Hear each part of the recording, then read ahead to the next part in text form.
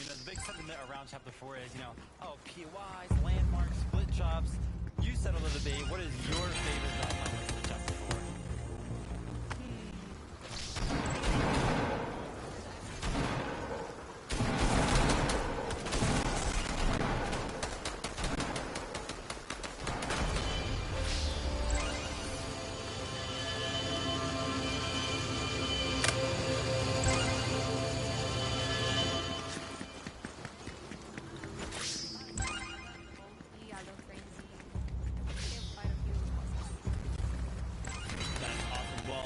We appreciate you stopping by, getting to pick your brain a little bit. We can't wait to catch up with you a little bit later on, but thank you so much for your time. We'll catch you later.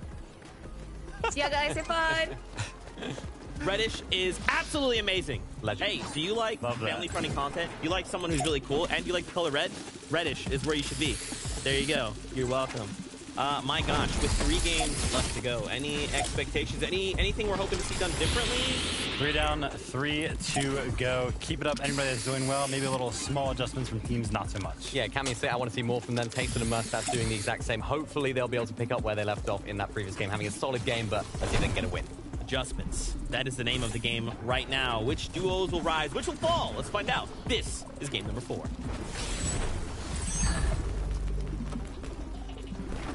Game number 4, where the competition really starts to heat up. The best of the best players have been doing their thing. We have seen a big surprise in some of these games when it comes to who has been performing at the top level. We've seen some crazy pop-off moments from the likes of Albi and others who will continue to deliver. Yeah, hopefully they got some gas in the tank, because we know the Battle Bus does. Game number 4 is ready. And for a lot of these teams, the second half, you have to be able to, in some cases, keep up that consistency. And others, light that fire underneath your behind, because now the going is really going to get tough. Everybody, depending on where you're at in the leaderboards, that is what is going to change the way you play. And for Snazy and Andalex, uncontested drop from last week to this, they've already changed their game plan up, and it's been working out for them pretty well, making it to the end game. But just like some of these other teams, we've been talking about consistency is simply not enough. You have to be able to mix in. You have to be able to find those eliminations, because the meta has changed. It's more aggressive than we've seen in quite a while. As X-Squeeze, Pettysaiyan moving up the leaderboard, especially after that last game, tries to put out some cheeky early shots, but does not work out for them. Takes a bit of damage, forced to back down, but X-Squeeze is there to try to back him up. JJ2 is going to go down. X-Squeeze looking to clean it up, unless Clubshy can save the day. And Clubshy is definitely capable of doing that. There are so many players here at the Bastion. It certainly is rather brutal. Right now, at least. For Pettysaiyan and Squeeze, going to be looking to try and back-to-back. That would be ideal in their eyes. Down goes Clubshy. Runs from one duo right into the hands of Grolls and Fire Hunter. And that's where you got to know if you're X-Squeeze and Pettysaiyan, seeing him go down, knowing that it didn't happen too far away. That they know, you know, he's gone, can't get that one. You got to continue on, continue looting up. No reason to get greedy here in this situation. It's Kylie and Vico. We've seen the troubles from games 2 and 3 begin to set in and really change their performance, change the way they've looked at this game. But off spawn now. It does look like they're going to have a fighting chance, scaring away Tilted and Helix, ending up in between Tayson and Mustache. That's not a spot I would want to be at all. Not at all. Up above Voltiax in a situation he doesn't want to be in. Very unfortunate. They're actually picking up Mighty Pelican. Hold on a minute. Things have changed their hand here a bit. What should have been the end of Mason and Voltiax might just be new life in this game, new blood, but no, hard find. You know, when you've got a strong controller player in your box like that, there's rarely going to be a chance for you to actually come out alive. But you saw that there, yeah, I'll be rolling up, and we know what they can do. It's like the little NPCs that, you know, they get the little exclamation point over the head. That was Albie. He spotted that one in the disc. They said, uh-oh, somebody's nearby. Quickly tries to beeline, take advantage of anybody that might be weak, as Flickseek is going to clean that one up along with Cheatin'. Get themselves early surge, early elimination. Spotting a build fight break out right in front of them. They're licking their lips right now. Even more surge theirs for the taking. See a down go throughout the sky. And this game, Levin, compared to last, is getting rather ramped up quickly. Yeah, a lot of action taking place rather early here. I told you, man. Game 4, 5, 6, that's where things really start to get intense. You've seen already to start game 4. That's exactly how some of these players are looking to move now. For Albi and Ludwig, can they continue their reign of terror on the lobby? Can they continue to be the force they've been in these games? You'd love to see it for sure. There's always that possibility. Almost in the double-digit elims per game.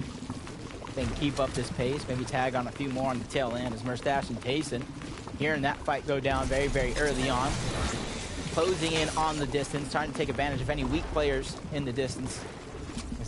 Merstash might feel like he knows Hardfind is down there. Solo separated from the rest of his team. Tayson trying to be hot on his heels as well. This is a 2v1. They want to close out rather quickly.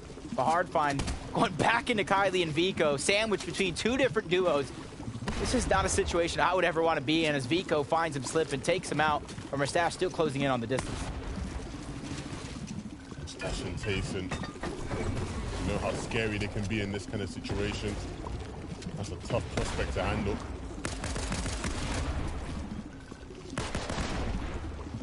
Quickly just stealing that one away. Milad and Kyrie. It's actually just Kyrie versus Milad here. 1v1 situation, both of them losing their duos. Finding the scraps of the Shockwave Hammer. And this is where he definitely has a perfect decision. 2 different Shockwave Hammers. He can get out, get the reboot, and then spread the love, spread the joy between him and his teammates. Shockwave Hammer each, but that's only if he even has the reboot. Because you see 2 more teams closing on the distance as a 3rd and 4th party. Angry they didn't get their invite, so they're going to crash it nonetheless. This is just one of those situations where with both of these solos just prolonged in this situation, trying to find the reboot, using each other as a distraction. Milad is going to do just that. It does look like he's going to be the one escaping with his life. The ideal situation for him, right? Being able to get out there, especially with so many teams. This fight definitely has the potential to get rather messy. You could argue it already is messy. How many players are here?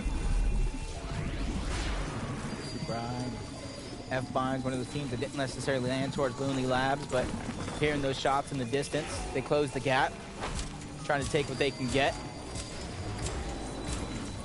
And one of those things that they're trying to take away from Lonely Labs that you see a lot of teams do, they start to scavenge a lot of that metal that they might not necessarily get in their landing spot, whether it's a POI or a landmark.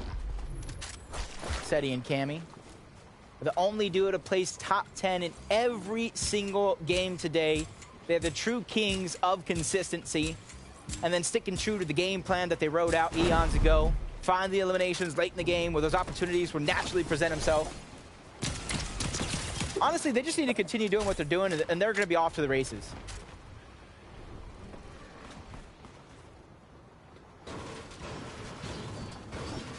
Thomas and Malabuka.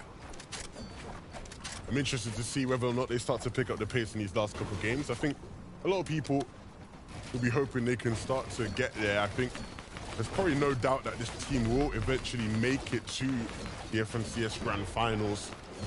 The question will just be, can they get to their form of earlier this season? You can see just that activity towards Brutal Bash is almost like it's non-stop. Pettysaiyan squeeze. They got themselves that early game elimination. 2 other teams close by just trying to steal away the loot, prevent somebody else from getting that capture point. That's a lot of loot you're giving up to somebody else, and for Pettysaiyan and X-Squeeze, it's just about taking height and really trying to put pressure down on the lobby. And you can see them being very, very weary about everybody else in the distance, which is a good attribute to have. See Queasy and Vino still looking good. Of course, here in Game 4, we have a bit of a switch up on our side, Jacob. We now have the wonderful Vivid here to fill us in on some of the things we've missed. Vivid, what you got for us? Guys, Game 3, aggression has been the name of the game for a lot of these duos. Already 72 players alive in the lobby. Now that makes it tough for any duo that isn't as aggressive. Now, of course, Cammy and Seti, one of those duos. Every single time that they get is going to mean so much more. And Augments, of course, like Bush Warrior, going to help with that. We'll have to see how some of these non-aggressive duos fare in Game number 3. Thank you, Vivid. really answering my questions that I've had in my head. Without getting any eliminations till late in the game, Seti and Cammy, how are you getting your surge? What is your game plan? Seeing it all break down in front of us, giving me the missing puzzle pieces to that story, showing why they are one of the best teams to grace Fortnite, no matter the region. I agree. I'm not going to disagree with you on that one. I was waiting for you to say something because I was looking at you. I agree. I know you're a huge fan of Vino and Queasy. They have a good argument. I'm a fan of great. I'm a fan of greatness. If you're great, I like you. I can agree with that. That's probably why I like you as well. You're just great. Thank you. Has nothing to do with the height. This is going to be a great opportunity for somebody to really rise up the ranks, get the surge they were looking for, get a ton of loot that they might have not gotten at their POI. Helix and Tilturn are going to be on the low ground. Mappy stuck by himself, and you can see Moran and Paco looking like they're trying to close in on the distance, knocking out the doors. But it looks like just everybody in this situation as the zone continues to pull north. It's a little centered, but it still continues to pull north. The longer you take in a situation like this, whether you're fighting or not, makes it that much harder to get into the zone because you're going on the most congested side while everybody else has already beaten you there.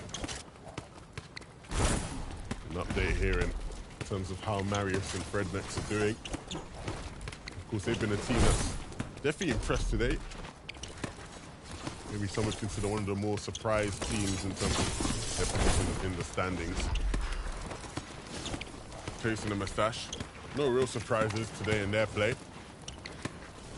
Again, I'd like to see them have their game, right? You typically expect some of these top dogs to come through and eventually roll it and win a game. Chasing the mustache and the previous one, caught in the crossfire up above, weren't able to connect with their shots and were punished as a result of it. For Pink and Nebs, to see them doing as well as they're doing with some of the zones they've had to deal with today, I think is a big sign of the potential of this team. Haven't necessarily been the flashiest and most impressive, but they are here. They are fighting. If they do get the chance to show what they can do, I'd love to see them have one of the, their classic dominant height games maybe, or maybe something more humble down below, mid and low. I like what Pink is doing, man. Just throwing some darts and landing them all around the map. Building that cushion when it comes to Storm Surge, making it less and less of a worry as the game does progress. As Daboul, Vexy have that same aspect of a cushion of 363 above the damage threshold. They're already almost going towards that center zone. Possibly just trying to build themselves a great spot to where when all these other teams begin to rotate in, when the next zone pulls and they end up possibly on the congested side, they don't have to worry about surge. They can just focus on that rotation, beating other teams in the chase. Karmi and Vaniac end up in another fight. 75 below the damage threshold. The choice isn't necessarily theirs. They have to take what they can get in this situation as Astral is getting pushed back. This is not what you want to be on here, but they're on the defensive end. They can quickly peek, try to take down Karmi's shield along with Vaniac, especially if they're separated. Yeah. In comes a new challenger. Yeah. Out of nowhere almost. I'm sure that one surprised Kami a bit of a jump scare. And it's by no means the end of this horror movie. Still plenty more acts to go. He needs to regroup with Vaniac. If there's any hope for them, and that's exactly what they'll do. Hellfire does pose a threat. I think now that they realize it is just the one player now, they just had to go on the offensive, not without some punishment though from the rest of the lobby. Gotta be careful though, because they were just fighting a team right below them. They could try to bounce back up and try to make them regret it as one goes down. Vaniac with just a sliver of HP. Hellfire! Wow. Along with Revsguard, really cementing themselves here in this game. That's a confidence booster if I've ever seen one myself. And you can take a look at the map. All those other teams using that as a distraction to try to get in the zone, but they're not going directly in towards the middle zone. They're trying to gatekeep this team out, but they don't know how dangerous they could be. Hellfire was sitting there all alone and made quick work. An absolute nightmare there for Kami and Vaniac. And that will be the end of the horror story for them. Wow. All due to the good work of Hellfire. Very impressive stuff in a 2v1 right there.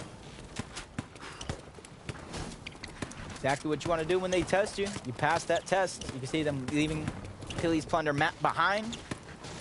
You got to think that buried treasure probably outside of zone, not worth their time for Flixie and cheating. But hey, if somebody else finds that and they're in shambles, one man's trash is another man's treasure, almost literally when it comes to Peely's plunder.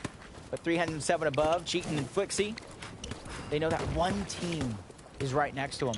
They're just getting themselves right at the edge of zone, so they don't have much to worry about.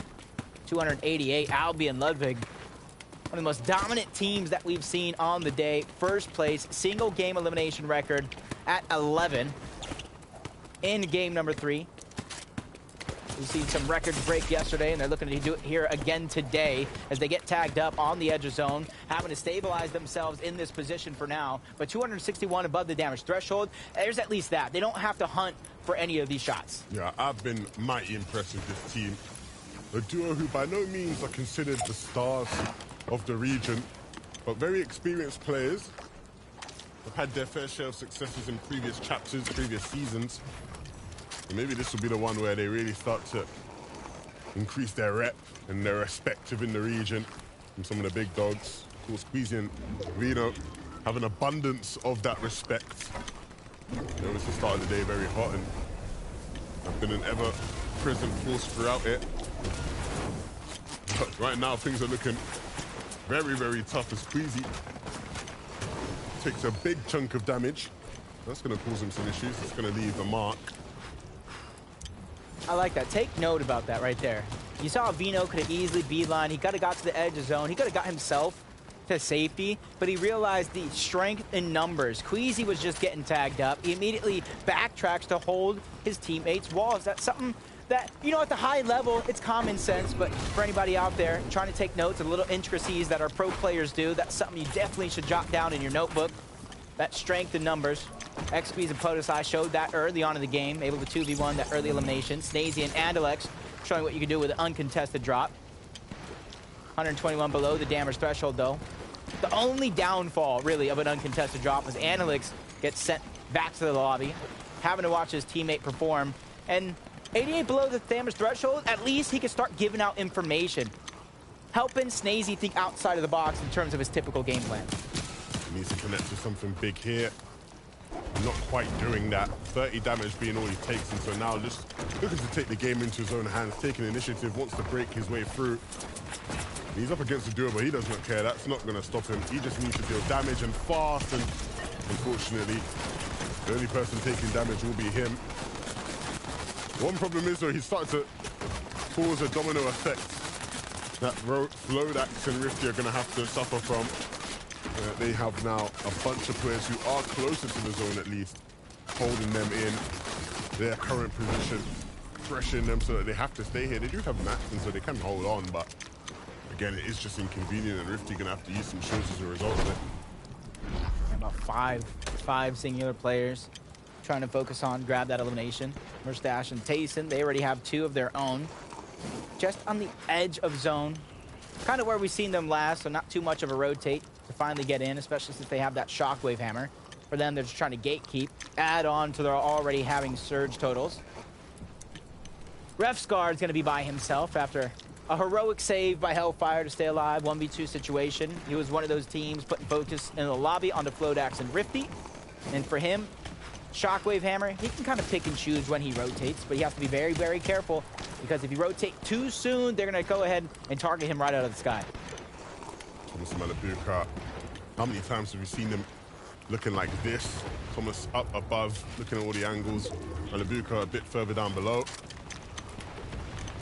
Positioned well in the zone. I wonder whether or not they have that forecast augment. Maybe they start to pull that 5th zone. That would be very, very useful. Of course, knowledge of that 5th zone and where it is so valuable when forecasting and projecting how your end game is going to go. And a little bit of change in pace we might see here towards this next end game. Instead of the massive differences in elevation changes, we just got an ice skating rink at the bottom. Not much to worry about.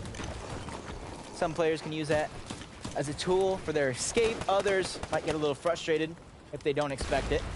As Queasy and Vino, you can see them kind of re-farm while one's holding that height, gathering the information. 858 above for Shmoky and Swizzy. They got themselves a good spot, but it's a little crowded on this left side. depending on where this next one goes, could cause some utter chaos and destruction for half of the lobby.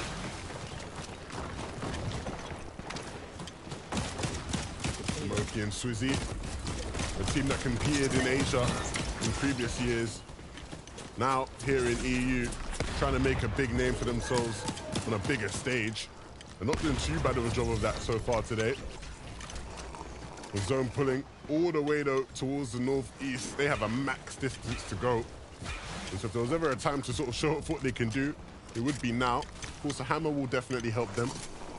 And maybe the ice will allow them to skid their way on into that zone once they get there, but we have to be very, very careful about how they proceed in the next couple of minutes.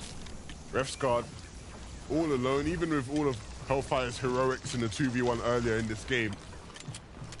They are just left with the one player defend for their spot in the leaderboard, currently at 20th. See him just trying to top himself off before this next rotation. Going to the backside of zone, using the med mist to get himself there. Seti and Cammy. We saw their game plan very, very early on when it came to Surge. Even though they don't have 0 eliminations, they don't have very much to worry about. Short padding to the front side of zone. Very little distance to cover. But this is exactly what I'm talking about, slipping and sliding all over if you don't expect it. The cones are going to be a must in a situation like this. Fire Hunter flying high through the sky, doing so as a solo. Doesn't look like Rolls is anywhere nearby. As Seti and Cam are just continuously not only gathering the information, but putting shots at anybody trying to box up close by so they know that it's not safe. You don't have that feeling of comfortability. Rolls and Fire Hunter. They have a bone to pick with the lobby. They'll be very, very hopeful of their chances in this one. We saw Groves' game come to a tragic end last time round as he shockwaved himself right into another team's box. He had no defense to answer with it. Now though, they sit in a better spot. Still not as fruitful as maybe they would want to be when it comes to their resources. But the chance is there. Bino and Queasy, another game where they get to play it as a duo. We know what they can do in those kind of situations. One of the top dogs right now in this lobby.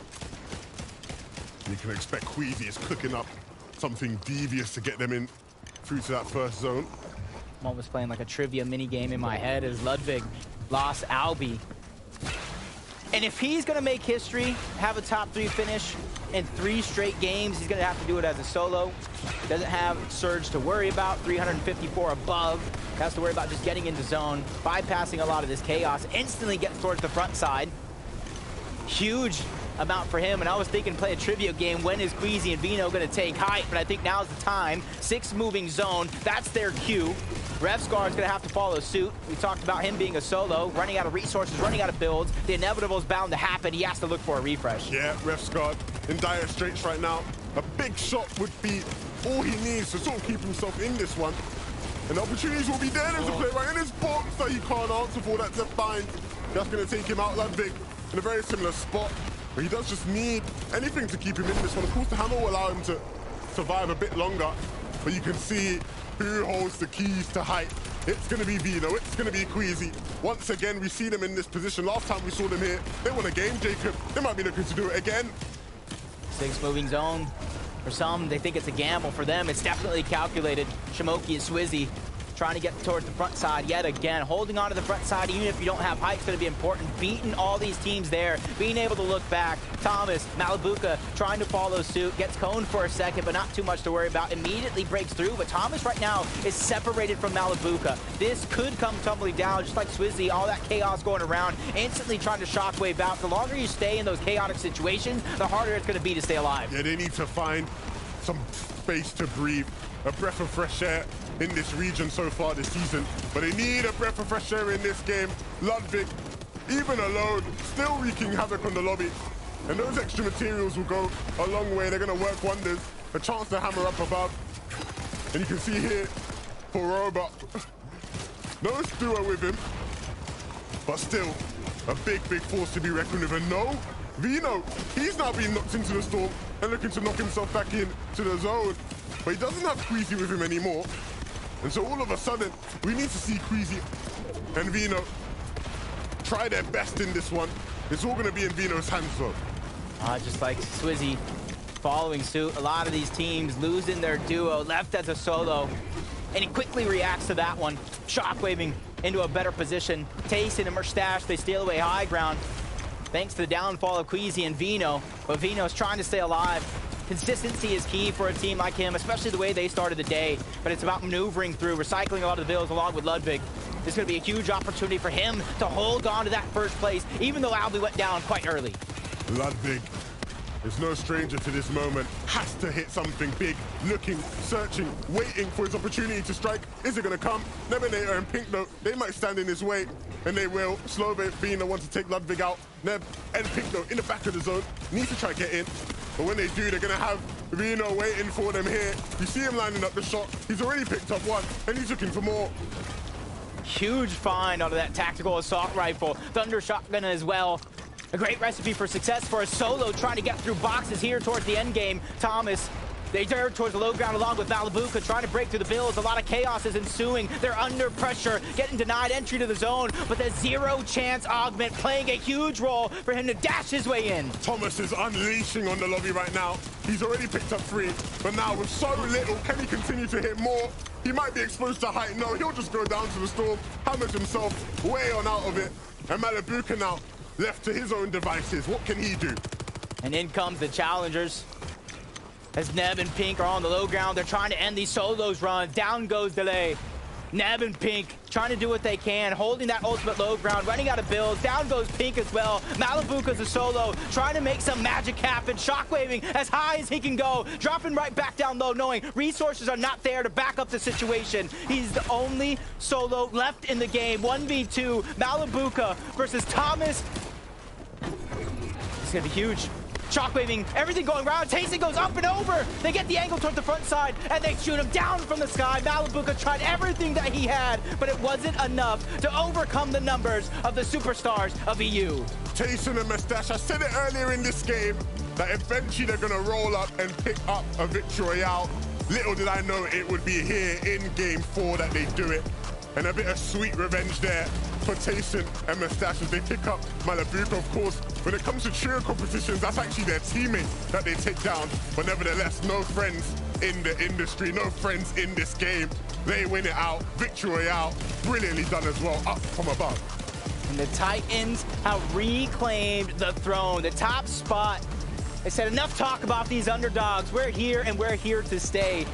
But where do they stand on the leaderboard after such a massive game? Look at that. Was that 10 eliminations to seal the deal with the victory royale? Ah, big shot there onto Malibuca at the end. Tayson and Mustache win Game 4. I love it. I'm a fan. Everybody, if you know me, you know how much I like to see Tayson do well, so I'm going to keep my mouth quiet before people call me biased. I'm very impressed, though. A big, big victory royale. Yeah, but being impressed only means so much. You need to have that leaderboard placement to back it up, and only the analysts can break down where everybody stands. You know, first off, before we get into anything, let me welcome our analyst for the second set of games. That's right, it's the best taco. It's Jenny Smiles. I feel like EU has been the story of like solos. It just seems like every time we look at a duo, it's always like someone's missing. They're left to fight on their own. Are you guys feeling like that's kind of what's happening here? It's a little bit expected with how haphazard I think that the Shockwave Hammer has really just resulted in a lot of these individual scenarios coming to fruition. But on that same note, despite the fact that we're seeing so many solos from these duo pairings, we're still watching numerous clutch situations take place. Yeah, like you just said, too, those clutches are so important, too. If you're a solo in endgame, you're just thinking, I don't really care as much about eliminations. I just need to have a good placement there. So it's just so important to make sure that they can be aware of their surroundings and make very vital movements and get that placement. And I think as far as Thomas, HD, and Malibuca were concerned here, they got caught up in a lot of this congestion in the low ground because of the control that we saw from Tayson and Mustache up on the height layer.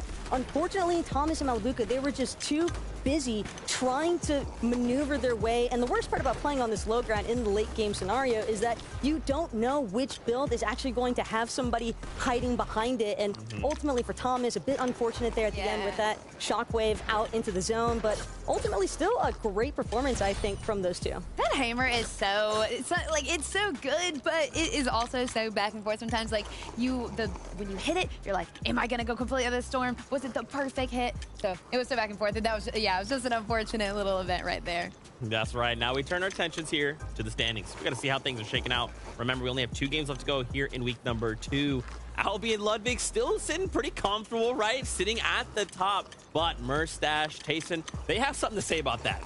And matching points right there, you can see it. It's definitely looking so good, up 3 points. And again, I just think you'll see Tayson and Merstash continuously do so well and thrive in game. It's gonna be great. Obviously, yeah, placement points are definitely important, but as far as Merstash and Tayson are concerned, when they were able to overtake that height layer, initially we saw Queasy and Vino up at the start of the first moving zone. That was 6th zone, but Tayson, Merstash, as soon as they were able to control this high ground, again, there's just so much congestion actually taking place on a lot of these low layers. No one really had an opportunity to actually look up and do anything about these two controlling height. Even when they ran relatively low on builds, we saw Tayson there at the end with only 1, but again, when you have everybody trapped underneath, you're able to easily sandwich them, and I think that that was just the performance that you kind of expect from such an experienced duo.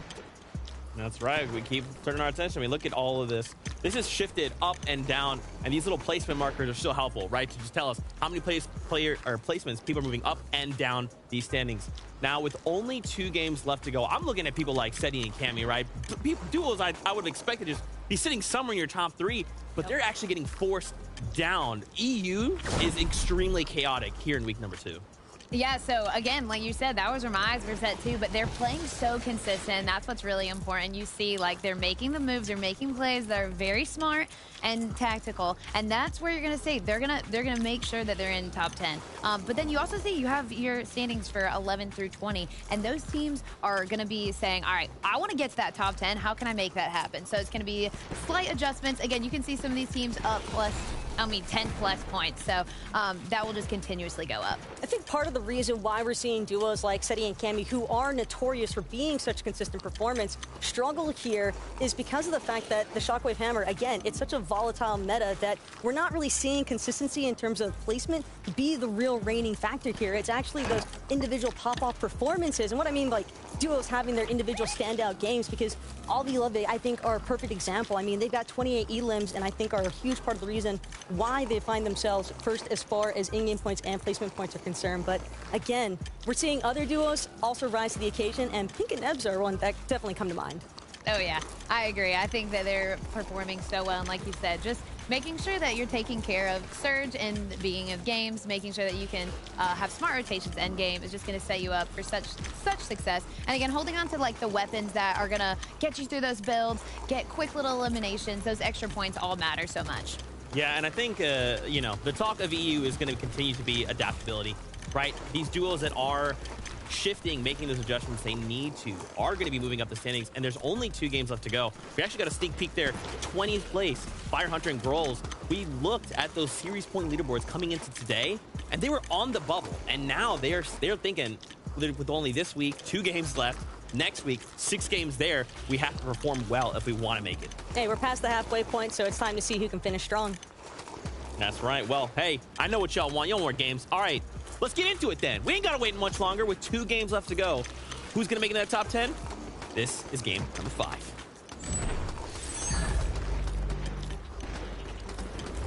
Game number 5, the penultimate game. One of the last chances these duos will have today to make their mark, to stake their claim, gain some serious points and make it to the FNCS final. Yeah, and for some, it's a crucial moment in their journey because Zeke talked about it. Being on the bubble going into that final week is not a position any team really wants to see themselves, because that's not a feeling of comfortability. You're really going to have to dig deep into your pockets. And with game number 5 ready, the time is now. The players have got to dig deep into their bags and whip out an absolute masterclass. The time is now. All the eyes are watching. Who will it be? Of course, to start off any game, the most important thing is always these battles off spawn. Northwest all the way to the southeast is where the bus will go. We've seen a similar bus path already today, so one thing that we can guarantee is that there will be a fight here at Breakwater Bay, where Vortexes is ready and waiting with a shotgun. And it doesn't seem like Pixie has much to fight with at all. Does have a pistol, but it's no match for what Vortexes is carrying. So they already have the advantage. Delay now is going to have to pull up something special in a 1v2 here. They're trying to use the Falcon Scout just to figure out where he is. And even though it doesn't spot him, at least they know now that he is probably on the other side of Breakwater. Over at Slappy though, Jacob. Yep. Slappy, Kylie, and Vico are out for revenge, and already is looking to be a little bit fruitful. They get that first elimination on the tilter and leaving Helix by himself, but Kylie goes down, so it's definitely down to a 1v1. Vico versus Helix. On the other side of Slappy, they're just looting up, waiting for them to kind of clean up the scrambles of this one. But 1v1, Helix now knocking at the door. The piece control is not his, so he has to be very, very careful. Playing mind game of sorts to figure out, is he going to break through? Is he going to wait for the peak? Resources are not there, and they end up box to box, toe to toe, and it's Vico who comes out on top. Vico in close quarter combat is always going to be someone you expect to come out on top. The German is so prolific in those kind of fights. Immediately just leaves. He knows the threat looming towards Slappy. There goes Vico's first elimination. With the machined SMG, finding a Maven elsewhere. I like the attempt. I like the aggression coming out from Helix, especially with how their day has been going. Hats off to him, though. Back to Breakwater Bay, where we already saw Pixie get picked up. I don't think he knows. I don't think he knows Delay is right there behind that tree. He doesn't. And Delay, very patient, but unfortunately does get spotted out, and so that will be the end of him. I love the patience right there. Try to turn it around. Now, Axe Force Vortexers, they get themselves a Shockwave Hammer. They got themselves early game Surge. Great setup for success is Pettysaiyan and an X Squeeze. They didn't find that early game elimination, but they did push that team off. Making sure that all that loot is theirs, and you keep it kind of splitting up, spreading out, making sure they get as much as they can from Brutal Bastion before they find themselves outward. Groles and Fire Hunter probably doing the same on that side as Merstash and Tayson rotating. It looks like they're actually looking for Vico here. They know that fight did go down. They saw the eliminations pop up in the feed. They're just trying to figure out where in the world is Vico. That's what we're all wondering, right? Where in the world is Vico? And will he be able to survive against a team that has the hot hand right now? Coming off of that victory royale, I'm sure they'll be looking for more. Whether or not they do, though, they've definitely already solidified a spot high up in the standings. That allows them to just sort of play it freely, a bit more loose, not as tense as maybe they would have been a couple games ago. Don't really know what Fred Nex was thinking, going up and over. But when you have the confidence, when you have the hot hand, can't really bet against you. As Marius now, just trying to think back. We asked the question of where is Vico? Well, found him sitting in the bush, just waiting, fighting for time. And you can already see through his mini-map, the zone pulling a little bit to his north, a little bit towards his west. So that's a little bit of a great sign for him, knowing that Tayson and Merstash, the contested players on the other side, are eventually going to have to rotate in that direction, which will allow him to possibly get that reboot and the card back on up, getting his teammate back into the game. Albi and Ludwig, still the team to beat right now. And for good reason, their play has been very impressive today. Averaging just under 9 eliminations through the first 3 games. Only picking up 2 in that last game. Trying to play more consistent over everything else. They got the points throughout their first 3 games to really allow them to switch up their play style, be a little bit more flexible in the moves that they want to make, along with Seti and Cammy here. Slow to start the day in terms of eliminations, but they ramp it up as the day goes on as Charlie and Gitter has returned to the scene of the crime. Mara's trying to go for the reboot, and that's going to be a mistake he's going to regret here in the 5th game. They go back to the lobby, and they have plenty of time to think before that 6th and final game starts. Yeah, they make quick work of that. Both attacking from different sides. You don't know where to look. And then they strike rather cleanly. Vico, though, still waiting in this bush. And the coast is definitely not clear because there are players in this vicinity that he has to sort of wait out. We'll be hoping that nobody wants to check this bush. Could be a possibility later on in the game. The time is definitely ticking for him. The fall from grace from Bino and Queasy, starting the game off hot in first place. slowly but surely slipping down, but that's not too much to worry about. At least for me, these guys are experts. They know how to turn it on at a moment's notice, and Vico finally gets spotted out. Now going gets tough, 1v2 situation, not a ton of resources to work with. Trying to use that bush to his main advantage there on the low ground. And you can see his opponent's trying to hold on to the position up high. Zangi and Zara bouncing around, taking multiple angles, closing in on Vico. And you can see them passing around the Shockwave Hammer. And you got to imagine they're just trying to break through the builds, use their numbers here to their advantage. On the offensive. Playing it incredibly aggressive, trying to just control space, control pieces. That's not going to play to Vico's favor. At least to put on his best defensive fighting performance we've seen in a while. Trading shots there isn't too bad, but ultimately will be overwhelmed. Unfortunate for him. He goes down. Back to the lobby.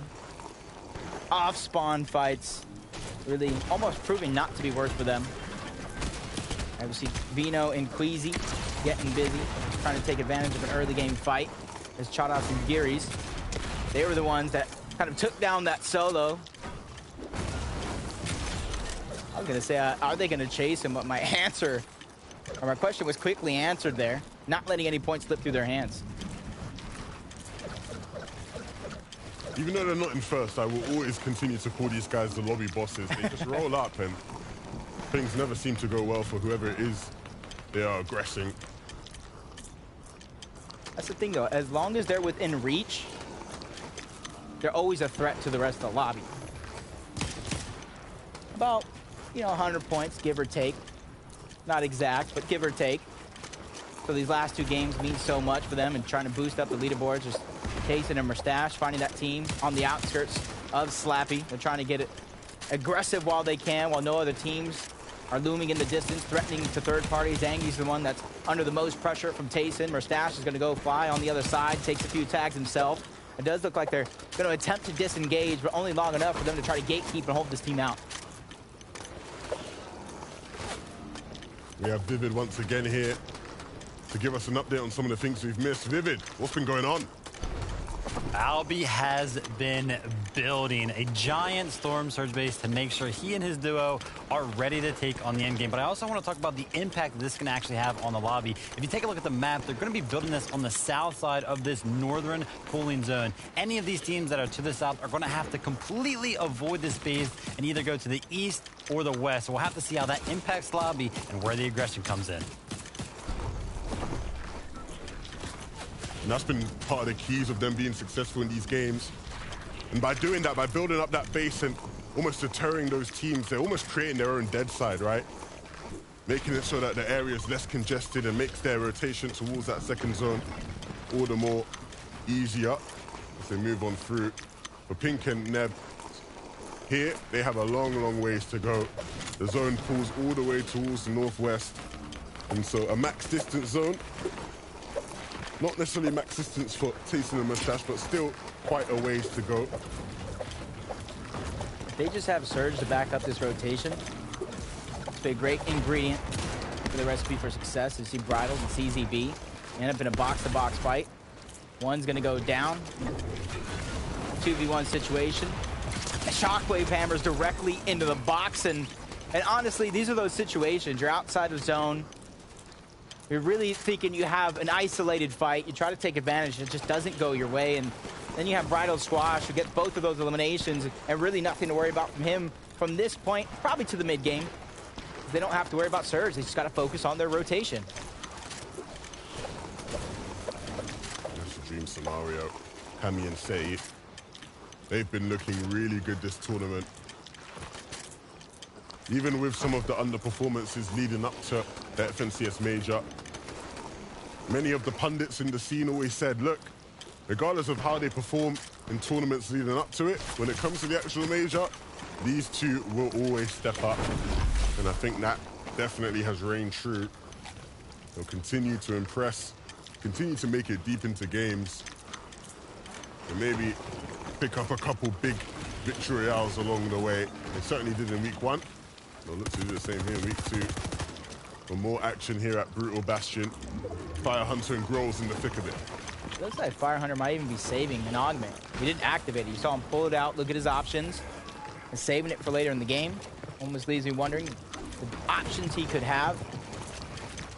Probably a forecast, jelly angler, something that he's waiting to use later on the game to where it's actually useful. It's him and Grolls are towards the low ground, biding time, cheating and Flixie. Probably waiting for them to get impatient, drop into their box, and probably use that as an advantage in this fight, as Flixie's just trying to take the pieces away from above. A little bit of a slow fight, though. I don't think one of these teams really want to make that daring play. Everything that they have in their 5th game, knowing that there's only 2 more chances here to pick up the pace and get as many points as you can. Flixie and cheating. They start to make their move. And if they can get ahead of these teams rotating in, they'll just be able to sit there and hold them, cause issues for them, make their lives difficult as they rotate through. And that's exactly what they'll want to do. It would be the right play. Thomas and Malabuka still needs to deal some damage for Surge. But that is what you want out of Thomas HD. Sitting in positions like this, hitting shots, he definitely is no stranger to it. An anomaly of a performance last week for Thomas and Malabuka. Definitely have woken up, playing more like themselves this time around. Don't have a good day. Shimoki and Swizzy tagging up the player. 62 shields ripped right off, helping their case when it comes to Storm Surge. They still got some more traveling to do, so you got to be careful not to overstep, not get too antsy, especially with another team looming in the distance. If you don't watch out, you don't be careful, you might force them into a fight, and you can be the team really taking advantage of the situation. As the shots continue to fire off from Swizzy, forcing these players closer and closer together. And I think the deed has been done. 197 below the damage threshold. They forced them close enough to where Cosmo and Jay are now getting into the box. 125 shields followed up. A 30 wide HP just getting drained off of him in the blink of an eye. Excalibur rifle trying to get stuck in there. Any damage is better than none. Forcing out the splash with instant heals, which is going to be important for this fight. And you can see them still below on the Storm Surge. 21 to be exact, which isn't much, but as they continue to fall, it's now ticking, doing damage. So they got to close in and finish this fight sooner rather than later. Yeah, just taking a moment to use some chug splashes. They want to get right in. Of course, they're down on Surge, but they are hitting some shots when the opportunity arises. But they do need to get in. Hopefully fast. Need to start dealing damage. Can they break their way through? Right now, their opponents don't even know they're getting tagged up by Surge until the shields get cracked, and there you go. There goes the signal. Jay's trying to back up. Down goes Cosmo. Down goes Jay. They're unable to survive. While CZB and Bridal Squash get both of those eliminations, really proving that they are here to stay along with Albi and Ludwig. 281 points for them. It's all about making it past that mid game, entering towards the end game. That's where they fell short in that last one, and they're not looking to have that repeat happen. Ludwig and Albi, you saw how far of a zone they had to traverse. You can see them crowded around a couple different teams. That leads to success. Wow, cheated. Big shot there. Hyrax went down to the zone directly after. Splitsy and Chieftain keep their show on the road. They know they have some rotations to do. See one massive tower in the sky. Instead of risking it going up or mountain, contesting them, they're just immediately trying to find that safe passage through. And for Albi and Ludwig, it's about taking that static launch pad. Once again, using environmental cover to their advantage, but only so much. As Albi goes through unscathed, Ludwig taking a lot of the damage, dropped down to 7 HP, trying to go deep as he can, trying to regenerate health, and you see Albi stopping short to try to relieve some of that pressure. A huge amount of teamwork, and those are those unspoken acts between two players that take time, are wasting no time building that chemistry.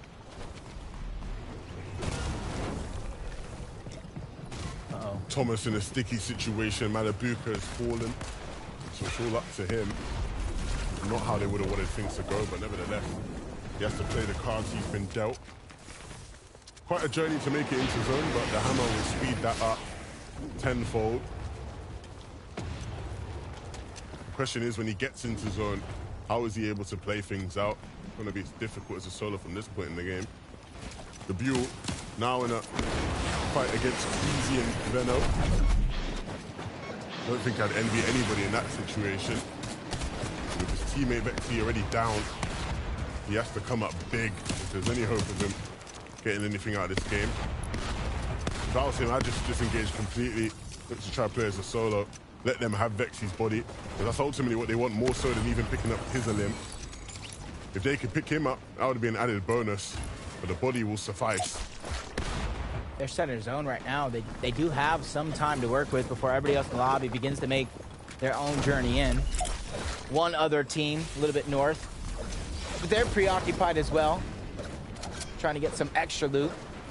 A launch pad they could possibly use for the half-half, moving zones depending on what comes their way. Everybody else now, you can see in the minimap, beginning to shockwave in, closing in on the distance. You don't want to be the last one there, especially in these north zones where the elevations are just so drastically different from one another. Looking at Thomas. Down to almost nothing here in this game. A one splash will get him up a bit, but no builds, no materials, no teammate. And as good of a player as he is, even some things may be too difficult for the mighty Thomas HD. Looking to get into a box, if he's able to pick this limb up, it would solidify why he's considered one of the best in the world. Unfortunately, though, Rifty had all the answers. He was ready and waiting. Tasting a mustache, they're to win this one.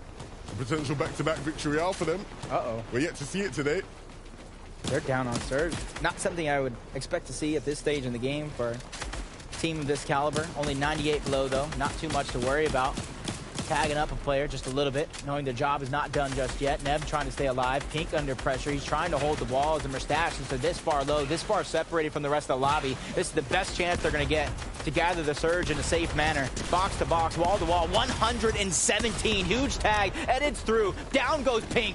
It's all up to Nevs here, as Mustache doing a good job of holding onto the wall. Tayson with the additional angle, going to take down Nev as well. The full duo gone and eliminated back to the lobby. That's two of our top teams there, going head-to-head. That's 2 out of the top 3 from last game, right? Nebs obviously carried his team to third in that one, so again, big hitters fighting it out. Down goes Seti as well. Cammy's stuck being the hero. He hasn't been eliminated just yet, so anything can happen, along with Savage and Eye Drop. There he goes. Progressively getting better each and every single week, and it did look like Seti got taken down. Cammy just trying to outlast this pressure right now, building up. Shockwave Hammer, even recycling some of these builds, but they're finding him. There's nowhere he can go. They're not letting him escape. But the reload is all it's going to take. They're just probably trying to time it right. You see them on the other side of that cover. Bridal Squad and CZB. If they know he's there, if they know he's a solo, you know as well as I do, they're going to go. Especially this separated outside of the zone. And what a zone we do have here. Another potential game for Albi and Ludwig to increase their lead. How dominant have they been today? A Mythic Pistol coming in clutch. Still need to do a fair bit of damage. Still want to have some peace of mind in this game. But again, with that Mythic Pistol, that's not going to be impossible. Looking to try to use those old builds there. When Zone starts to pull towards it a bit more, they can use that impulse grenade just to get up there. Snazy and Andalex down below. And still knocking on the door of the top 10. If there was ever a time to start pushing their way on in, it would be these last 2 games. Oh. On the other wall, piece control going on over. Edits in. Tries to go for the shot. Not going to find any success there. It's almost as if they can smell how weak CZB actually is. Probably under 10 HP. Living on a prayer, hoping that his teammate stays in his box so they can't break through. Swizzy on the other side along with Shimoki. Everybody really jam-packed this close like a can of sardines. One mistake, one bad play can really cost you everything. It does look like that lone solo is just going to bounce through and get out alive. Doesn't know the pressure he just escaped getting out when he did. Vino and Queasy. A big chance for them in this game to start to close the gap, push their way up in the standings just that bit more. Of course, they started off today in first place, and it's been a while since they've been able to hold that title. As Dash and Tayson, they're looking to close the gap between them and first place. One of the few teams that could do it in this game potentially, if Albi and Ludwig were to fall. but they have to have a big game themselves. You see Albi all the way up there on height, still towards the backside, just to pick people off who maybe are caught sleeping. And then anybody who wants to take height is going to have to deal with them, and it might be that first place team, Albi and Ludwig. They look for it for a moment, but it's Queasy and Vino up here who will say, no, no, no, you stay down below. They are the current holders of height. Cammy, again, still as a solo, and he has to have a big game. Ooh. Takes it big tag, and on top of that, 83 HP. Trying to get to the front side of zone, moment to stabilize, pop those minis, getting himself back up to tip-top shape. Barely above the damage threshold, so he's just looking to outlast a lot of the opponents that might go down to Surge. Flixie cheating under pressure. Cheating's going to go down. Flixie trying to get out, going towards the backside of zone, with the icy floor slipping around. Flixie trying to minimize the movements, edit through, takes a cheeky shot on the Ludwig. Albi, but it's not going to be enough. Switches on over to Shockwave Hammer, trying to get above elevation while he has time on his side. Ludwig and Albi, they are starting to cook up. We know what they can do. They've been showing off all day long. The zone is starting to move up this hill, so you're seeing players being proactive, taking the initiative to start moving upwards early. If you're the likes of Flixie, no, you can't quite, but that was a big shot there from a distance. Making use of that shotgun range, nevertheless he falls. Cammy still in this one though, even as a solo. He's making things happen, he's making things work, and he's gonna keep on moving. Needs to be careful though, bounces himself out. That Shockwave Hammer can be hard to tame, but finally making his way in. Barely living on a prayer right here, letting these players that are near him. Shockwave to the front side of zone. He knows he got some more traveling to do. Almost takes the damage to Storm. Right on the edge of that one. Shamoki and Swizzy, 5 eliminations as well. Have the Shockwave Hammer. They're trying to optimize the amount of uses they actually get out of the charge, using teamwork to make the dream work, immediately trying to run and get to that front side of the zone, but they're running out of resources, they're running out of builds, they need to look back, and that's exactly why they're spotting out X-Squeeze and Pettysaiyan, trying to put the pressure there, but not taking too much time. They know the journey is to the center is not done just yet. Vino and Queasy though, still cooking up a meal. They are here to feast on the rest of the lobby. Up above, in the sky so high, players down beneath them need to beware, because if Vino starts dropping down, there's no reason to not be scared. This is one of the best fraggers we've ever seen. Ardy down below, trying to make something happen. And what he'll do is he'll move to the front, where he can stay a bit more quiet, a bit more inconspicuous. He doesn't look too out of place. Shamoki and Swizzy, they'll start to make their way there now as well. But they're waiting for someone like a ref squad to just walk into their box so they can capitalize, and that's exactly what they'll do. They pick him up, and Hellfire is going to look to follow his tracks, maybe get some revenge if he can. Needs to be careful, and opts to just use the hammer to get us to safety. Oh, but he's bouncing all around the mountain. Down goes Hellfire. Into the top 7 we go, though. As Shamoki and Swizzy trying to steal away the high ground as the zone moves down elevation. They know they don't have plenty of builds to work with, so they have to go and scavenge for everything that they can. 5 builds. And you can see Swizzy just trying to pass everything over, using this moment right now. Does he get the res off? That's the question we're going to be asking ourselves, as Albi somehow, some way, as a solo, is fighting himself toward this end game, spotting down low, doesn't get the shot on Shamoki, and it backfires. He takes him down in the end. But he's done more than enough in this game. Just staying alive that long is exactly what they needed. And Squeeze and Pettysaiyan, they maybe won another victory royale. They've already won one today. They've shown they can do it. And they're up against a team who has done it today as well. Both of these teams looking to pick up their second victory of the day. Paco is the only thing stopping them, and he will eventually be dealt with. And so now in the final 2v2, who will pick up victory royale number 2 of the day? Queasy and Venom in top form so far in this game, using height to their advantage, but the Shockwave Hammer comes out, and the final shots have to be connected, and they're doing a brilliant job, and they will pick it up. Vino, Queasy, pick up another one. Throughout all that madness and chaos, Shockwave Hammers causing all that destruction, they kept their eye on the prize, only dropping down low when needed, and to seal the deal. The consistency is real, and the domination over EU is coming to fruition for Queasy and Vino. In the words of Vino himself, zone equals win. When it's anywhere near this north side of the map, you've always got to think that they're going to be a big threat. Look at this here. Brilliant stuff from Vino at the end. That's exactly what you love to see him doing. I'm impressed. Queasy and Lavino, looking good. Yeah, and a lot of our top teams in general really making it towards that end game. I saw Albie slithering himself in there. Yeah. But the question is, who got first? With so many of our top contenders making it to the end game, finding plenty of eliminations, I don't even know what to expect at this point. Hey, look, I know who knows what to expect. I know who knows it's going to be the end of this. Zeke, take it away. Thank you guys so much. Only a single game left. I don't know what. I'm telling you, every time we're here, I just blink and the game's just gone, which makes me really sad because I just want to hang out more and watch more Fortnite. But Queasy, Vino, a huge game. Who knew? They just needed to both be alive.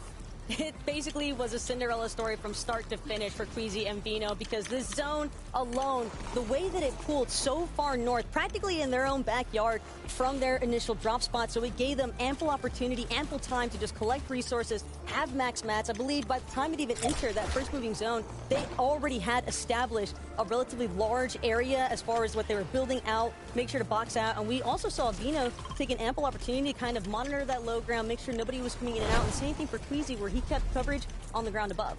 Yeah, and again, too, this being so close to where they drop is so great because, like you said, like they don't have to travel far, they don't have to use a resource, they don't have to use their mats, none of that.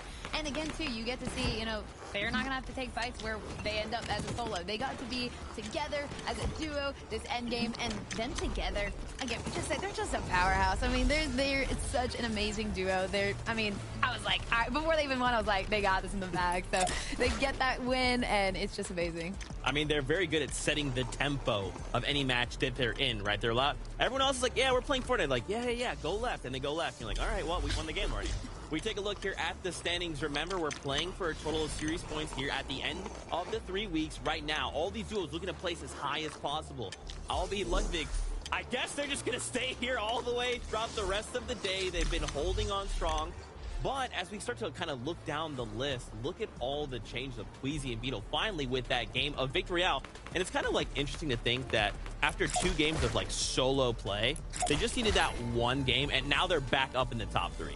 It seems as though the circumstances have been switched, though, for Alvi and Ludwig, because we have actually seen them for not only this match, but the past one as well, where they've been put into these individual circumstances. And it's never easy when you lose your duo, especially once you start getting into that moving zone territory. But at the same time, I think that what we witnessed the most from Alvi and Ludwig was just a lot of discipline. They weren't looking to really rush into uncharted territory. And what I mean by that is that they knew that they were going to have to try and play out the low ground as soon as they lost their duo mate. And I think it's just really crucial to keep that accountability, keep your senses strong, and not basically lose track of where everybody else is in the lobby. Yeah, just like you said, that making sure that you're aware and having that placement, like they're not going to put themselves in a bad position being a solo, and they did that so well. You can see too, I feel like a lot of times in EU, like we saw a lot in NA, but like EU now I'm seeing like there's a lot of solo plays that they're learning, okay, I want to play this out well if I want to have a good placement at the end, you know?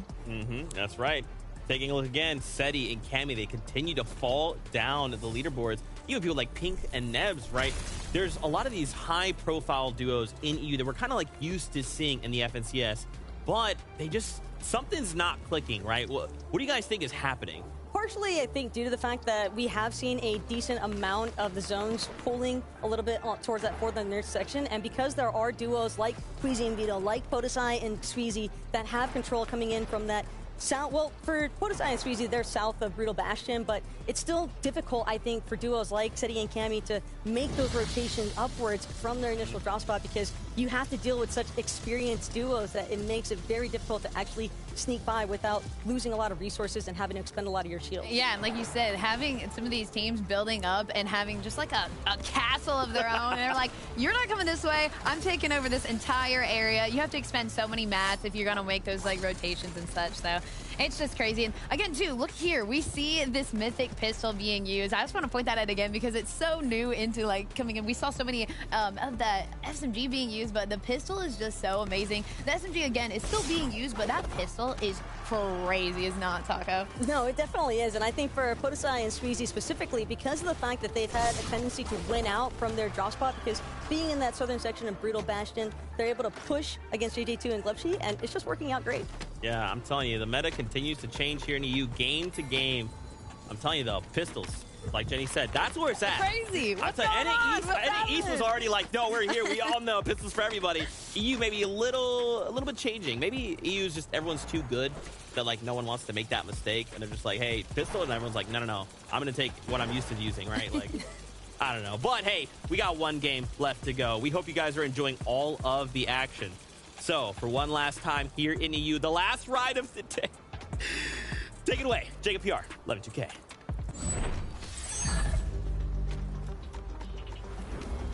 The final game of the day. Your last chance to make something happen in EU.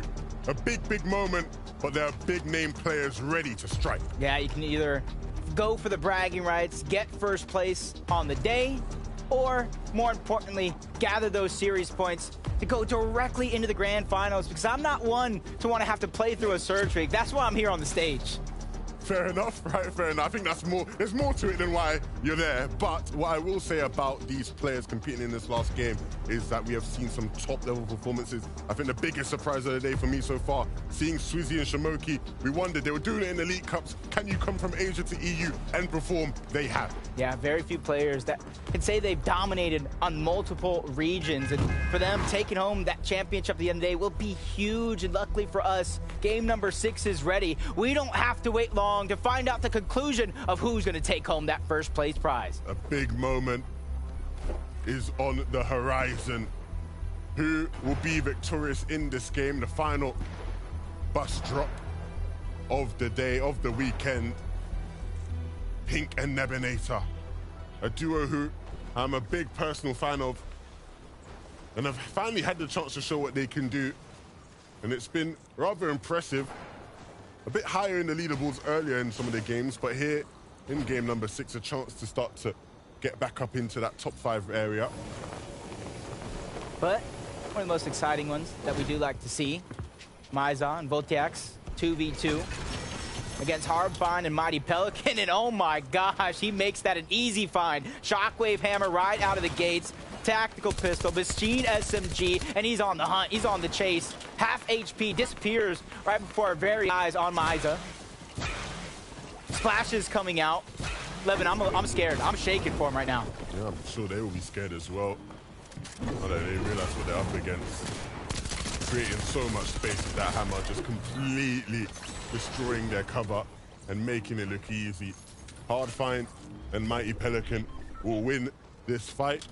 And they win on the day here at this POI. Things are looking good. With him out, that's on the line right now. You can see Kylie and Vico out for revenge. Taking out both Helix and Tilturn. Back to the lobby they go. Their run in week number 2 of the FNCS qualifiers comes to an end. Hopefully they've garnered enough points to gather as many series points as possible, because they could be one of those teams that are looming on the bubble, trying to fight for their way directly to the finals. Just like Albi and Ludwig. One of those teams, man, they're so high up on the leaderboard, they can only go down at this point. And I think when it comes to this team and what they've been able to accomplish today, they have definitely put the rest of the region on notice. It's one of the better teams so far this season. A big performance like this starts to improve your prospects in all aspects compared to Fortnite. Over here at Anvil Square though, Mr. Savage and iDrop need to try win this fight once again. They've done a good job of slowing down JD2 and Glubshy throughout their performance last week, throughout the 2 days of qualifiers to get to this point. This is looking like one of the favorite teams really to perform at a high level. As iDrop trying to take advantage, the additional angle is going to be there. The information being shared over by Mr. Savage. He's finally going to be able to get out of escape as iDrop's going to slow it down. Regroup here with Savage, figuring out how they're going to attack this situation yet again. AJ2 trying to fight back. Beast Control going through a huge tag to back down Mr. Savage. Stabilizing themselves in this situation, biding some time. As you see iDrop just trying to go for that other angle. But this is the one thing that only makes me worry about iDrop and Mr. Savage. The way they're fighting this right now, they're fighting at 2 different solos from 2 different directions. JJ2 and Glubshy at a moment's notice could turn, try to W key into one of these players' boxes and try to take the numbers game while they can. But I think Mr. Savage and iDrop, they kind of realized the situation. They're slowing down their aggression, trying to regroup. Like we talked about, Falcon Scout trying to reveal the position of where these players are exactly at. Huge amount of information, which will allow them, honestly, to kind of rethink the whole strategy of how they're fighting this. And look, big props to Mr. Savage and iDrop today. Done a brilliant job against Glove Shear and JG2 and 4. Glove and JG2, they came 4th last week, right? So they are no easy opponents by any means, but Savage and iDrop have just been so relentless, so comfortable here in this fight at Anvil Square. And hopefully, I don't jinx it here. We're in this fight. Savage needs to farm up a bit. Of course, a big day for him, announcing his new home, his new organization. I'm sure we'll see that in his name next weekend, assuming they make it here again. Perfect usage and perfect timing, Mr. Savage pulling off the Falcon Scout. As soon as they were going to try to push iDrop, he immediately was able to spot him out, but didn't get it that second time around. The trade's going to come through. Down goes iDrop, down goes JJ2. Gloveshy versus Mr. Savage, where Gloveshy's getting to get the leading end, but a huge shot from Mr. Savage himself. Back to back! Wow. That's why they signed him. You called him out. They said, we need that type of talent a part of our team. Mr. Savage is special. A phenomenal player, and it's a reason why thousands and thousands flock to watch him whenever he plays and streams, because that level of talent is constantly on display. 200 IQ, Mr. 200 IQ himself. It's scary how long he's been this good. Since the beginning. Back when I was a comp player. So you know it's ancient times. Long, long ago. Back when you were my height even. Maybe not that far back. Was that 3rd grade? 2nd grade? About 9 years old, probably, yeah. I'll get there. I got a 5-year plan. Maris and Fred next, they got a plan of their own. And that plan is just loot up. Gather as many of the resources as possible. They know that team below them is not going anywhere, and if they do, they're going to get the information sooner rather than later. There's Vino and Queasy. Business as usual. Loot up, uncontested, far out in the lands. And they get zoned. So you know what Vino says, this could be a repeat. Hey, when they get North Zones, they usually do seem to win, it feels like. Ooh. And they don't get North Zones often. Diox and White out there in this final game. Again, it is that final game, right? So when you see a team or a player go down, that is it, right? They gotta, you know, go have their Sunday roast, their Sunday dinner, and forget about it, because it is over. This stings that much more. Because in the other games, just like you're saying, you're like, okay, we can go again. All right, these are the adjustments you're going to make. This time around, you got to wait a whole week to even have that plan be possible. And you got to qualify to get there. Cassetti and Cammy doing what they do best. Passive. Looking for that early game surge. Setting themselves up for a nice spot before they build their tower high in the sky.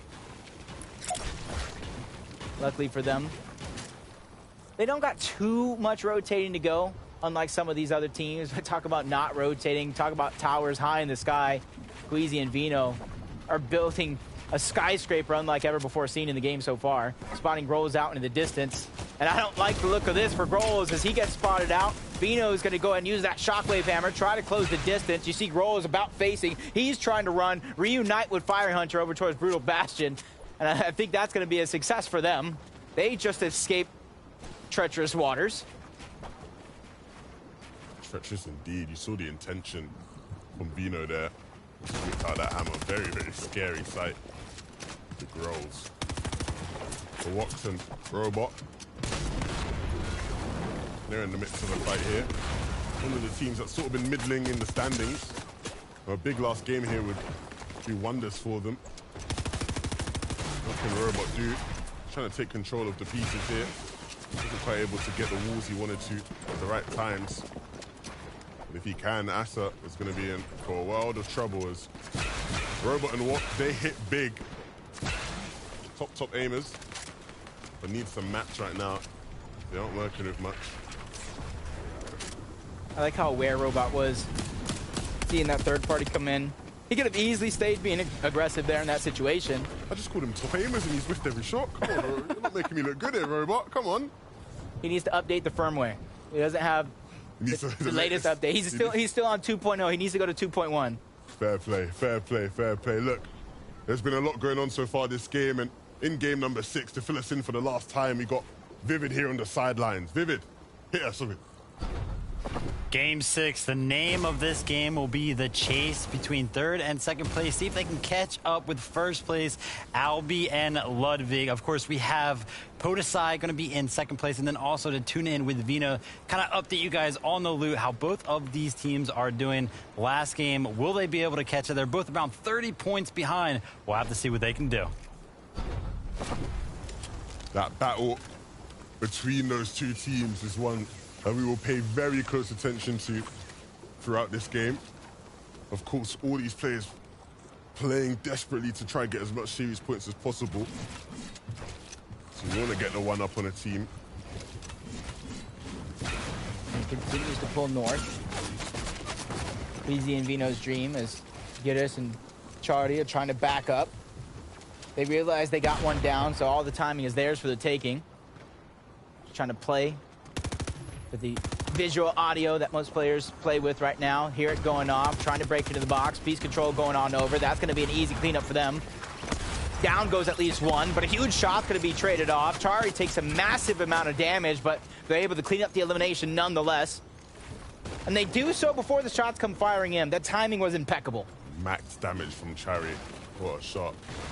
For Nebunator and Pink, a fight way deep into the storm and nowhere near the safe zone. Remember, zone is all the way at the very, very north of the map, the most northern point you can be. And they are all the way here, still in the southeast, along this shore. And that's some of the difficulties of landing in the extremities. When it pulls to the opposite extremity, you find yourself down in the dirt. Very, very familiar to it. Pink has been doing that in many, many chapters, in many, many spots. Thinking back to all the days of the Joneses, very similar situations he faced there. I'm sure he'll have a plan in the works for Hellfire and Ref's Guard. They are making their way to the zone, and not as far of a distance to go as some of the things we saw a couple moments ago. And way above on Surge as well, Jacob. Yep, so for them, they have the luxury of kind of being able to focus solely on that rotation. You guys saw where the zone was. They're not too far off, and they're getting there rather quickly. And that's the comfortability I'm talking about of Surge, that when you're dough on Surge, you have to stay in the zone just like this. You have to fight for every single inch of 447 above. Right now, they're just fighting for their lives, fighting for their game number 6. Astral, Duck on the other side. 86 above for them. If they can go ahead and come out on top in this one, that Storm Surge is going to be plentiful for their success in their road into the rest of this game. But Clement and Deceptos, it doesn't look like they're taking too many big chances, but as I say that, they trade shot for shot. Decepto's going to go down. Clement trying to think outside of the box. Shockwave hammering up, but it's also the reason why he takes a lot of damage to Astra. They trade shots back and forth. But I think Astra's going to be the one coming out on top. He has all the heals on his side. He can stay in the box. He can take all the time in the world. With the piece control going on over, he's trying to act very defensively, quickly getting in and out of the box. Clement, his choices are being dwindled. His options are being tossed out the window. Tries to go right back in with the Shockwave hammer, but gets denied again. But he trades a shot as Astro continuously backing down with every step. Clement doesn't have time on his sides, but he does have intent and aggression. And sometimes that's all you need. Unfortunately for him, though, it looks like time is going to run out for him. They are now on the hunt, and they will clean him up. Unfortunate there for the Frenchie. Going to have to hit the drawing board. But a nice attempt nonetheless. Ludwig and Albi looking to continue their reign in first place and stop anybody from closing that distance. In a situation you don't see him in very often either. Right before it went away, they were down on Storm Surge, so even though they don't have to worry about it, it's still looming in the back of their minds about something they still have to deal with, something they still have to worry about. Just not in this exact moment. And they're pausing, trying to gather that information. They know that team is directly below them. They also took some shots from the third parties. And this continues to pull towards the north side of the map. And without a Shockwave hammer, it's going to be hard for some of these teams to get up the different elevated mountains around all these enemies. And so for Albi and Ludwig, holding on to first place, they got their work cut out for them. And are we going to see that top aim I was talking about? Yes, we will. Wox and Robot pick up Thomas HD. And so that does not bode well for Malibuca in this one. You can see now how difficult of a task he has, because even in the storm still, players taking shots at him. He just has scraps, too, when it comes to resources and mats. Not much to work with. Probably using it to try to stay alive, get to this position. Losing Thomas along the way, and that's why you see him not really building. Not really trying to give away his position. Recycle as much as possible. Because everybody else is trying to get them spot in his own. And honestly, this is a huge week. Even though they're not in first place, Pink and Nebs, they failed to qualify last week. And in terms of series points, in terms of that auto qualification directly into the grand finals and not having to play through Search Week, this was crucial for them. And so I got to give them hats off, realizing the situation that they're in and performing to a high standard. With 1 week left, hopefully they can kind of mimic that as Robot and Wox trying to finish what they started. They got that first elimination, separated another player. This is absolutely crucial, and they're going to clean that one up with ease. And that's going to grant them a Shockwave Hammer. Every single time they get these eliminations, it adds to their total. Really nice stuff here for the Swedes. They'll be hoping that this run of luck can continue. Malibuca tried his best. But again, not going to be enough to avenge Thomas there. Ludwig and Albi. Right into another fight. They're almost connecting with a big shot there. Cosmo just doing his best to scurry away before returning fire himself. That's going to slow Ludwig down just that bit. That was a huge find by Albi. Ludwig being the distraction. Not only they're above Surge, he's able to back up. They get the Shockwave Hammer. As long as they're able to heal up, they'll be in good shape. 132 above the damage threshold. Not too far to go before they're in zone. Expending the builds. That's a sacrifice that they're willing to make at this stage of the game. Just take note of their points. If they do go down, that's going to be the threshold that we're looking for. Yeah, we saw Vino go down in the feed, so that is not a good thing at all, not a good sign. He's actually down and out completely. Pink and Nebs are nearby, and so if they hear Queasy struggles, they might look to get involved in this themselves. But Queasy now has a big job on his hands, and of course, in terms of series points, they are going to be looking very good after this performance, regardless of where they finish now. But you still want to go out with a bang. And like, you can't rule that out for Queasy. More hammers than he could ever do anything with, and if Pink and Nebs go in there, they might be greeted with a cheeky little gift. Seti in a very similar situation. A lot of the times today we've seen Cammy having to clutch up solo. This time around it's going to be his teammate Seti with that burden.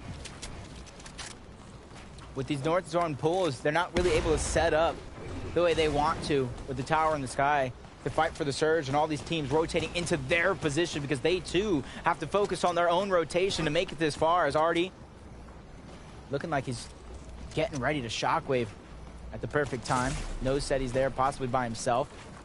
If I were him, you got the empty slot, pick up the Falcon Scout, scan real quick, see everybody that's in close proximity, but doesn't have the time anymore. Zone continuously pushing in, forcing them to move forward in their journey. Seti's just trying to take some shots. He needs that Surge as a solo.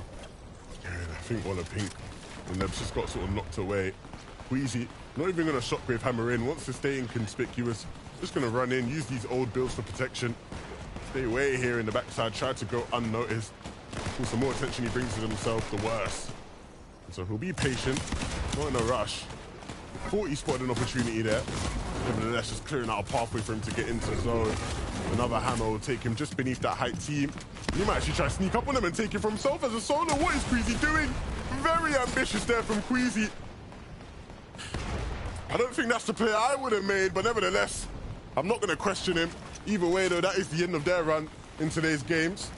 Like a magnet to height, it almost feels like. Always find themselves at the highest elevation, but at the same time, really thinking outside of the box, trying to take advantage of a team that may not have expected him coming, but expected or not, they definitely showed up and answered the call. Kyrie and Ping's putting some shots in the distance. Seti's going to go down as well. Slove and Artie, 11 below, continuously falling even further. Now they're 28, trying to put the shots, but they can't put too much pressure because they both have red eyes. But landed just enough, 2 above the damage threshold. Seeing the loot right below, have to make that conscientious decision. Is it worth it? Is it not? Is it a risk we're willing to take? And with a few teams being there around them, they didn't take the risk, and they get the reward regardless. Fodax is the one who gets caught being a little greedy, and they strike from above. And they might be able to pick up that loot as well. They are still wary of what lies beneath.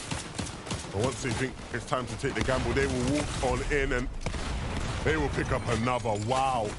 Brilliantly done there from Ardi and Slove. And this is the makings of a very, very good game. Of course, the zone is starting to move will mean that they have to pick up the pace, so they can't dwell on those limbs. Just have to make a move on. Yep, Kahawa and Joker just trying to shockwave to the front side of zone.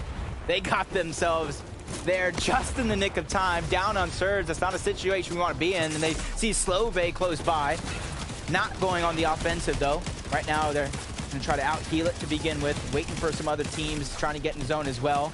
That's where we're going to peek through and look back, but they're getting pressured, stuck to on the defensive end, holding the covers, and this is where they're trying to expand out. The information that they're gathering right now is very, very crucial. 64 below. You got to imagine how many other teams are just not peeking because they're above.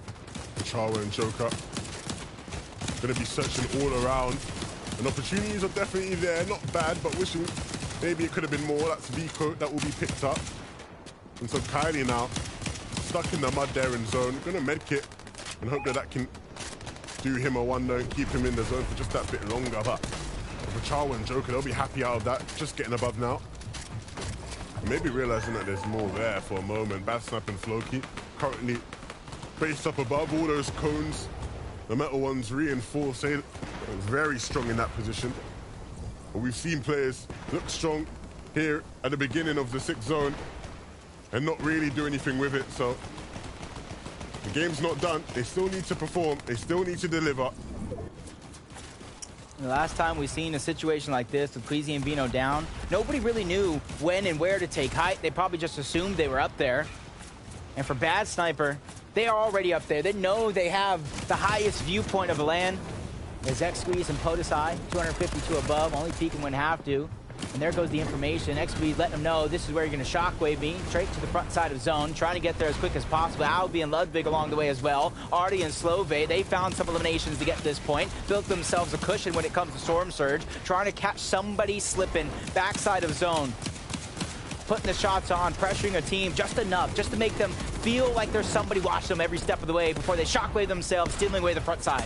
Yeah, you can see a cut-off here happening. Nebinator, he tried his best, couldn't really connect with the shot. And so, back to square one. The focus being to move on throughout the zone. Nobody really contesting height whatsoever. This might be free for Bad Sniper and Floki. Yeah, I'm coming into this one. Groles and Fire Hunter towards the top. They're on that bubble of that top 40, almost forced to go through Surge because Albi and Ludwig on the other side of that one. Another top finish here. They can bypass that whole week, go directly into the grand finals. And once again, Albi with the solid gold, ready to terrorize some teams with the Excalibur as well. They get into that front side of zone. Pettysaiyan and X-Squeeze pressuring from different angles, trying to edit themselves in and out before peeking straight through, trying to get to the front side, but they get separated. Pettysaiyan ends up with a speed bump, but he finds his way nonetheless. X-Squeeze goes down, though, so that leaves himself as a solo, wondering, how am I going to make this work? I don't even know how Pettysaiyan survived there. Got pieced up, but the hammer got him out of dodge. Now, though, without a teammate, without hope, he needs to connect with a big shot. This is his chance, this is his moment. But will he be able to connect? For Ping and Kyrie, they move forward in the zone. And there is a team on this layer that they need to be careful about. That's going to be Albi and Ludwig that dropped down one beneath them. But they still need to be careful because they will try to chop them out. And that's exactly what's looking to happen here. Kyrie almost getting split up. And so he needs to stay by his duo side. And the hammer play to knock them down. These guys are so aggressive. They don't care who you are. They just want to take you out. Makes a little bit of a mistake there, trying to get the edit. That would have been a huge shot and fire off of Floki and Bad Sniper. They held high ground for the past 2 zones so far, looking to make it a third.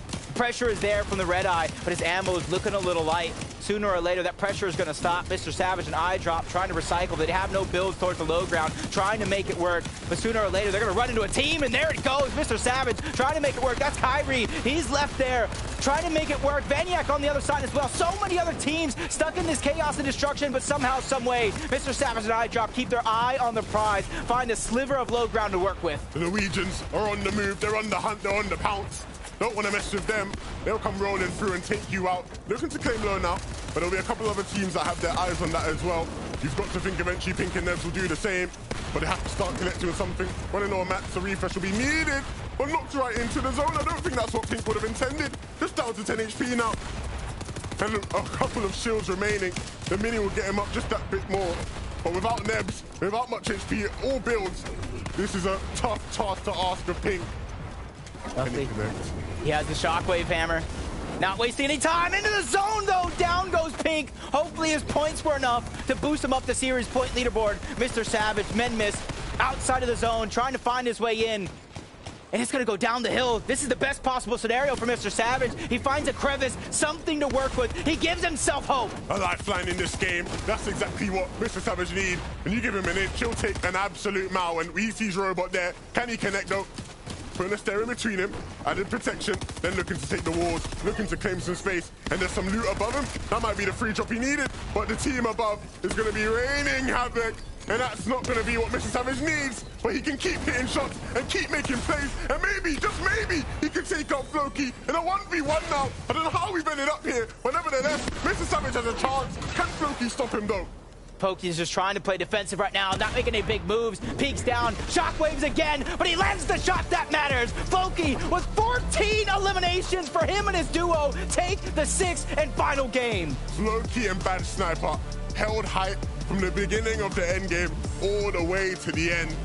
Brilliantly held, brilliantly done, and they close out the day strong. The Frenchies putting on a show.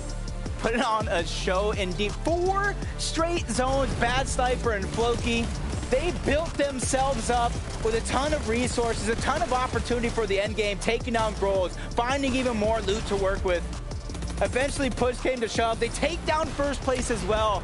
This is literally a legendary duo rising to the occasion and taking over no matter what superstars are in their lobby. And look, speaking of superstars, Mr. Savage, very much impressing us, very much showing us, especially in this last game, just why he is respected. He couldn't do it in the final 1v1 against Floki, but nevertheless, very, very impressive stuff. Bad Sniper and Floki, they take game 6 of week number 2, and what a week it has been, Jacob. The EU players, you wanted them to step up, and they certainly did. These have been some of the best games we've had all major long. Yo, I agree with that. Got me smiling ear to ear, figuring out what's going to happen, though, next? The leaderboards, they're in shambles. The series point leaderboards, who knows where we ended up after this one? Luckily, we have 3 of the best analysts in all of Fortnite to break it down and guide us to where we need to go. Thank you so much, Jacob. PR11 2K, an amazing set of 6 games. My goodness. I just can't even believe how chaotic EU was coming into week number 2. We had highs, we had lows, we had surprises. I mean, what a day.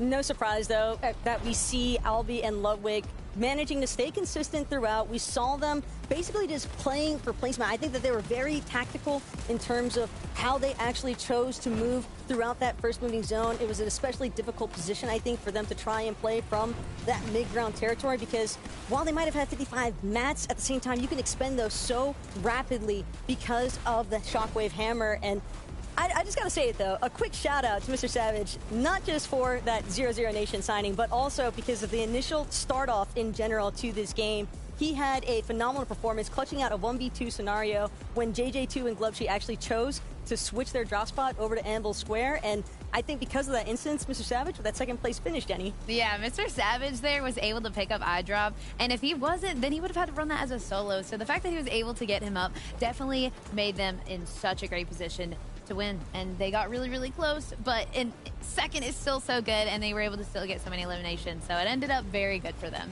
Yeah, I mean, hey, going up 9 places to hit top 8, that's pretty dang good, but look at the top 6. None of them moved. Everyone's like, okay, hey, is everybody happy? Let's just play this last game out. Everybody do what you're doing. We'll all go home. We'll come back next week. We'll fight for the crown then. My goodness, just to see the level of skill, because, you know, usually you'll watch standings shift at least once, maybe twice, you know, but to have that top 6 cemented that way, that shows skill. largely due to the fact that I think the in-game points as well were just so heavily stacked towards that top 3 position. And Pettysaiyan and Squeeze especially managing to maintain their second place position throughout. We saw numerous instances of these two hanging out from that south side of the Brutal Bastion area, and despite the fact that these were a lot of north pulling zones, I think that we still saw some wonderful instances of Pettysaiyan and Squeeze. They weren't trying to be overly greedy with anything. They saw their advantages, they made sure to take them, and they never really looked for an overextension. Oh yeah, they had their idea of where they were going to rotate, and again, like, that positioning is so important, and they didn't run into anybody trying to get that extra damage on Storm Surge, which put them in a good placement for Storm in that area. Again, it could have probably been a little bit more ideal in their drop spot, but again, they did have some good positionings, and they made it work perfectly. Yeah, another duo I do want to highlight here, Seti and Cammy, a duo we would not expect to continue to drop down. Now, of course, they did make top 10. That's still quite an accomplishment. But if they don't pick it up in week number 3, we could be looking at seeing them go into Surge Week. But then you need a Victory Royale or you have to place top 5. That window is so much smaller in Surge Week. It's definitely a slim margin, but at the same time, if I would expect anybody to do it, it's Seti and Cammy. They are a history team for a reason, and keep in mind also your FNCS Invitational winners, which is always going to be pertinent to the conversation, because just when you think that they might be out of it, these guys have a tendency to look for that pop-off factor. Yeah, I always like to say, you just never count them out. Do not count Cammy and Seti out, because they show up when it's needed. So I am just so certain that whenever they have to show up, they're going to make sure that they keep playing this through, because we're going to want to see them in land, and I know that they want to be there too. That's right. Hey, guess what, Fortnite fam? Got a little special interview for you. It's none other than the man himself, Queasy, who's coming on through. Queasy, what's going on, dude? It's great to see you. How you doing? What's good? What's good? A bit depressed, but it's okay. Bro, there's nothing to be depressed about. You placed 3rd. Okay, listen. If we have to talk about it, I want to ask. So what happened, right? We had these like amazing games from you and Vino, but there was like those 2 games where one of you was like down, right? So like what happened in those 2 games? I'm not really sure. Like we got a really good luck today with zones and with hammers from our drop spot, which we don't usually get. Okay. So I think we definitely could have played better, but I don't think we played that bad, considering like everything. I feel like the lag might have like maybe messed us up a little bit today, but other than that, I think we did good. I can only say Queasy would be one to be disappointed by a 3rd place finish. That's a little bit of that champion's mental shining through, but you guys are definitely in a fantastic spot for looking to find yourselves in the grand finals, as is just from your performances these past 2 weeks. So what's the mental for heading into week 3 knowing that? I mean, I think we're just going to relax, probably stream it both, and yeah, take that chill week off and then prepare for grands. All right, Queasy, I gotta ask. So we've been seeing this shift from holding like the SMG to everybody holding a pistol. What's going on there? Give me a little insight. I'm pretty sure it's just because the perk can be unlocked at any time of the game, so people can carry red dots, get their surge up, and then unlock the pistol and just play the pistol. Yeah, that's dope, dude. Okay, so if you're gonna take a little bit of a chill week, is there something you guys want to like improve or work on going into week 3? I think we're just going to keep everything hidden for now for grand finals. We have some strats coming, so we'll see. Yeah. Ooh. Okay. I like a little secretive. I mean, that's Queasy and Vito, though. They always like have it. something, and those clutch moments when you need to clutch up, you guys are always there. So first off, we just want to thank you so much, Queasy. For people out there who maybe don't know you, and I don't know why they wouldn't, but for those that don't, where can they look to find you? QueasyFN on Twitter. There you go. Clean. You like to keep it Queasy and simple. Okay, I'm so sorry. Anyway, anyway, Queasy, I'll catch you later, man. Thank you so much for your time. We really do appreciate it.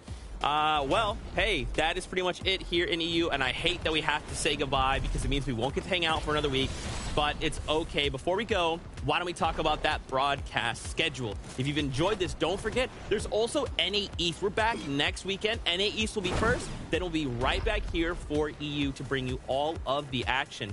And do keep in mind, that is week number 3. That's the week before Surge Week. That's when all of these duos have to put everything online. Because I'm telling you right now, you don't want to go to Surge Week. You want to try and lock in that grand final spot. Yeah, 100%, right? You want to just sort of get in, out. You don't want to have to deal with all of that. We know how it can be in some of those rounds. Personally, I'm very excited for it. Good to see Queasy, right? Shout out to my guy Queasy. I know he's been hitting the gym. He's looking good, you know what I mean? Looking fresh, my guy. What I will say, right, is that these games, if they are anything like this next week, when it is a bit more intense, right, because you have the players who have to do a last-minute, you know, wonder class, it's going to get real fun for us. Yeah, I'm excited. I'm excited for it. Last week, there was something left to be missed, and after this week, oh man, was I entertained. The shockwave hammers, the big plays, and the most exciting thing about this region versus NA East is it feels like anybody can come out on top. That is so true. Like, again, we saw that with the winning team today. It's crazy because they didn't qualify for the first week, and we come there, we see them, and we're like, hello, who are you? It's my time to make a name for myself. So I love to see that in EU because there's so many talented players. You always have to appreciate the new names but familiar faces, but new duo synergy as well there for our first place finishes today. But man of mystery there, Queasy, with the whole elusiveness in terms of, hey, yeah, we got some strats, they're a little bit hidden. We'll pull them out when the time is right, and I'm sure they're not the only duos looking to do that. That's right. Well, Fortnite fan, we appreciate you guys so much for watching all of the action with us. Remember, next week, we're back, same time, same great place. Have an amazing week. Keep yourself safe, and as always, we'll see you on that battle bus. Beep, beep, beep.